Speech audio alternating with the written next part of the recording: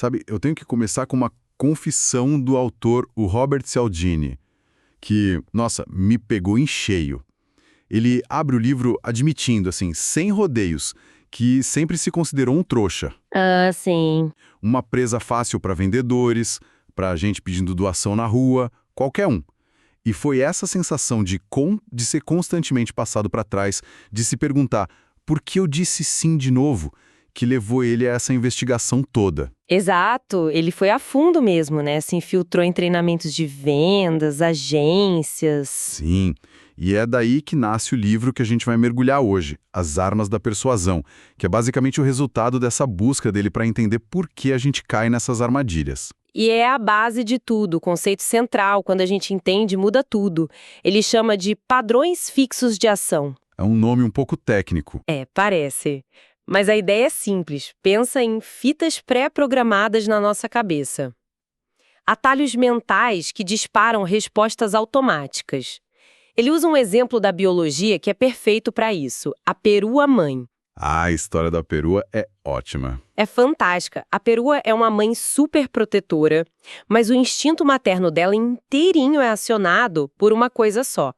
O som piar-piar dos filhotes. Só isso? Só isso. Se um filhote faz esse som, ela cuida. Se não faz, ela ignora. Pode até matar. Que brutal. Só por causa do som. Apenas pelo som? E o mais bizarro é o experimento que fizeram. Pegaram uma doninha entalhada... O inimigo número 1 da perua. Exato. E colocaram um gravador dentro dela, tocando piar-piar. A perua não só não atacou a doninha, como cuidou dela como se fosse um filhote. Não acredito? E quando desligavam o gravador, ela atacava na hora. O argumento do Cialdini é que nós, humanos, com toda a nossa complexidade, também temos nossos piar-piar. Nossos gatilhos. Nossos gatilhos.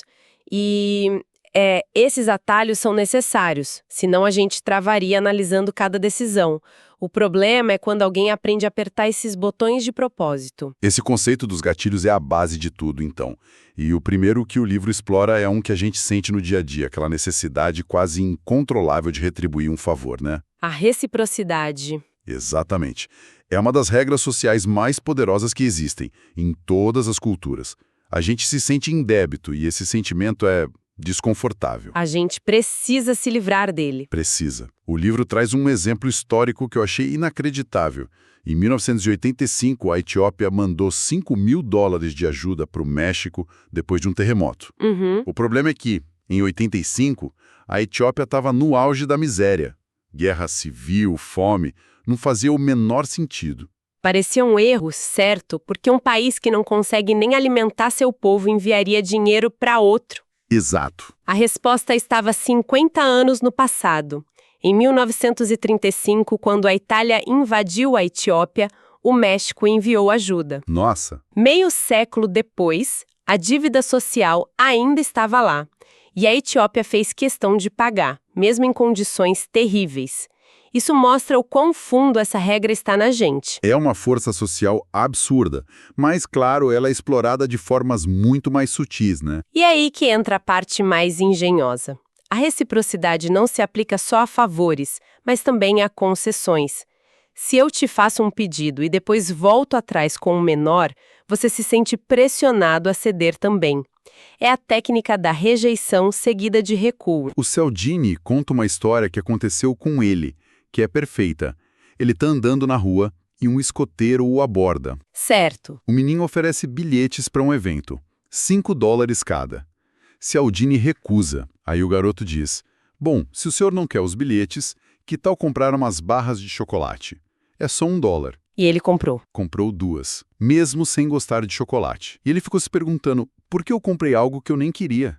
Ele recusou algo de $5, mas gastou 2. Não é lógico. Exato. E aí que a gente vê a força. Não foi um chocolate que ele comprou, foi o alívio da pressão. O cérebro dele registrou que o escoteiro cedeu no pedido inicial e ele se sentiu psicologicamente obrigado a ceder também, a retribuir a concessão. É uma troca totalmente emocional. Totalmente. O garoto recuou do pedido de 5 para o de $1. E Cialdini se sentiu que precisava recuar da recusa total para uma aceitação parcial. E isso que parece uma tática inofensiva pode ser escalado para situações bem mais sérias. O livro conecta essa técnica a Watergate. Pois é. O plano do J. Gordon Liddy para espionar os democratas, de $250 mil, era maluco.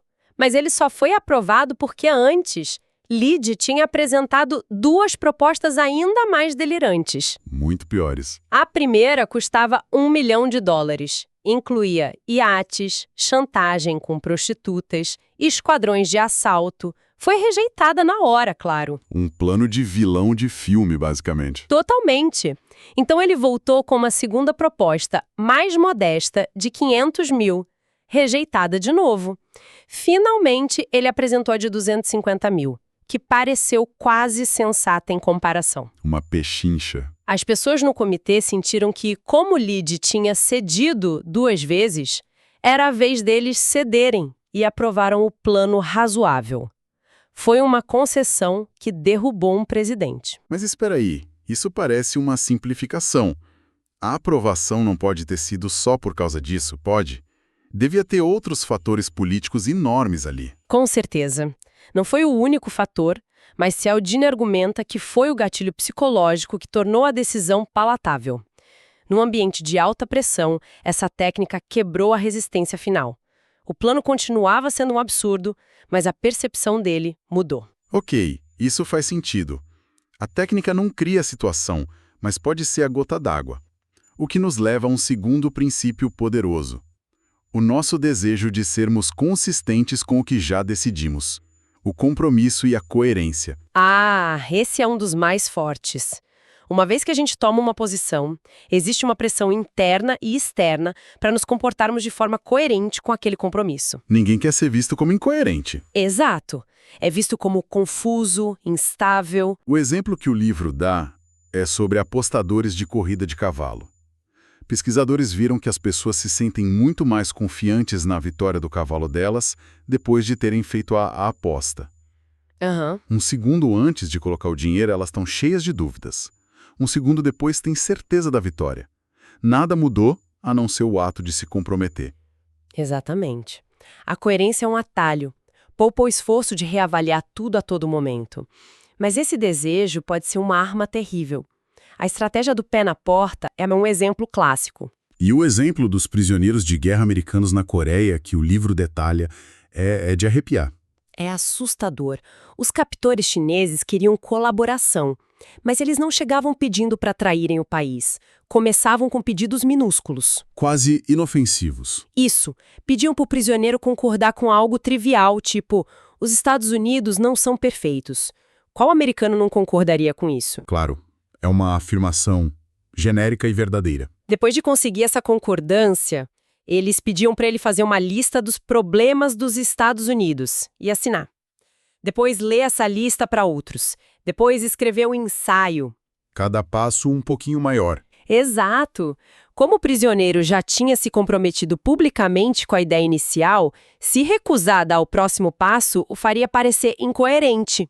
E lentamente, alguns passaram de prisioneiros leais a colaboradores.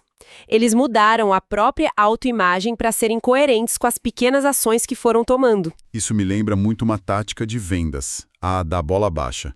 Uma concessionária te oferece um carro por um preço espetacular, muito abaixo da tabela. Uma oferta irrecusável. Isso, você se anima, faz o test drive, decide comprar, preenche a papelada.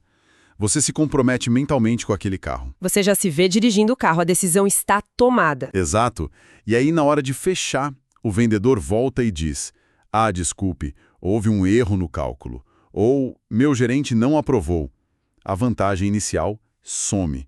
E o mais surpreendente é que muita gente, mesmo assim, leva o carro. Mas por quê, né? A razão principal pela qual decidiram comprar desapareceu. Pois é. É porque a decisão, como o autor diz, desenvolveu suas próprias pernas. Depois do compromisso inicial, motivado pelo preço, a pessoa cria novas justificativas. Ah, mas a cor é linda, o motor é ótimo. O cérebro trabalha para construir um alicerce de coerência. Retirar o pilar original, o preço, não derruba mais o prédio. E isso foi testado em estudos, certo? Sim, um estudo fascinante em Iowa sobre economia de energia. Pesquisadores ligaram para moradores deles, pedindo que economizassem gás. Para um grupo, eles ofereceram uma promessa. Se economizassem, seus nomes seriam publicados no jornal. Um incentivo de reconhecimento público. Isso. E, como esperado, esse grupo economizou muito mais. Mas aqui vem a parte genial.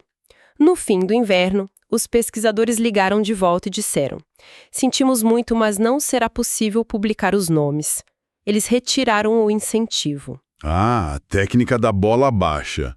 E aí as pessoas voltaram a gastar como antes, imagino? Pelo contrário, no mês seguinte, descobriram que essas famílias não só continuaram economizando, como economizaram ainda mais. Espera aí, eles salvaram mais depois que a recompensa foi retirada?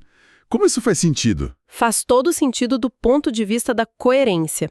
O incentivo inicial, o jornal, os fez se comprometerem com a ação. Ao fazer isso, eles mudaram a própria autoimagem, começaram a se ver como pessoas ecologicamente conscientes. Certo. Quando o incentivo externo foi removido, eles não precisavam mais dele. A motivação agora era interna, para serem coerentes com essa nova identidade. Uau, isso é poderoso e um pouco assustador. O que me leva a uma pergunta que eu acho que todo mundo já se fez.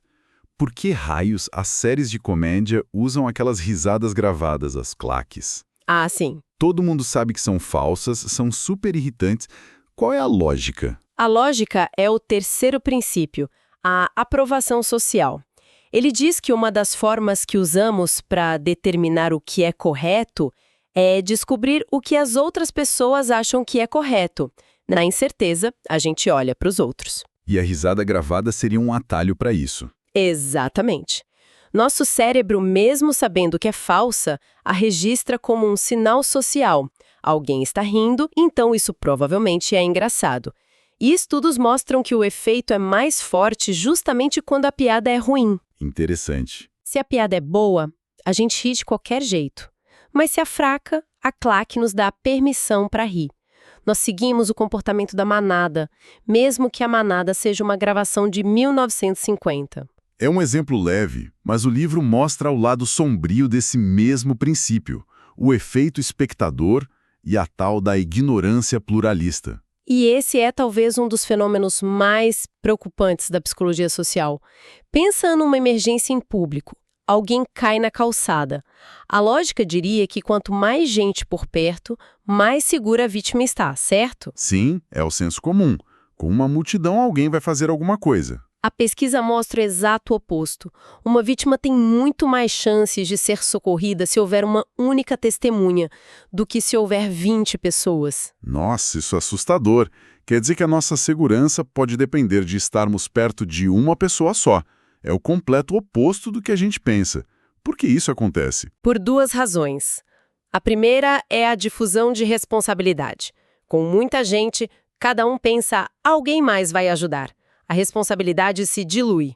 Mas a segunda é a ignorância pluralista, que é a aprovação social na sua forma mais perigosa. O que seria isso? Numa situação ambígua, a pessoa está tendo um ataque cardíaco ou só dormindo bêbada, a gente olha para os outros em busca de pistas.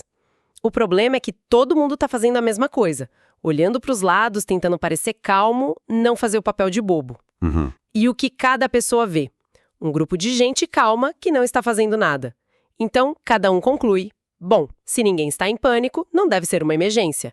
O grupo inteiro interpreta a inação coletiva como prova de que não há perigo. É uma paralisia em grupo, onde todo mundo está esperando que o outro haja primeiro? Exatamente, e a consequência pode ser fatal. O livro dá uma dica prática crucial. Se você estiver numa emergência, a pior coisa a fazer é gritar socorro de forma genérica.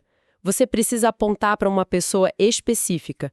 Você de casaco azul, chame uma ambulância agora. Isso quebra a paralisia. Quebra. Você elimina a difusão de responsabilidade e a incerteza. Então, o que tudo isso significa, depois de analisar tudo isso? Fica claro que nosso cérebro opera muito no piloto automático. E esses atalhos, na maior parte do tempo, funcionam bem, né? Eles são essenciais. Num mundo com excesso de informação, seria impossível funcionar sem eles. O problema não é usar os atalhos.